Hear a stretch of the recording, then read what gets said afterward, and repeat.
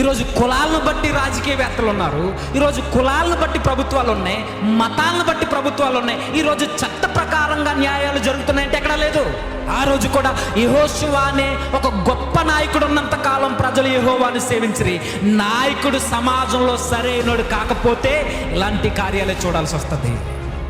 ఆ రోజు ఆ మనుషులు మారాలన్నా, ఈ రోజు మనం మారాలన్నా, ఈ రోజు మన భారతదేశమే కాదు ప్రపంచంలో ఏ వ్యక్తి ఆలోచనలు మారాలన్నా ముందు ఈ హృదయం మారాలి.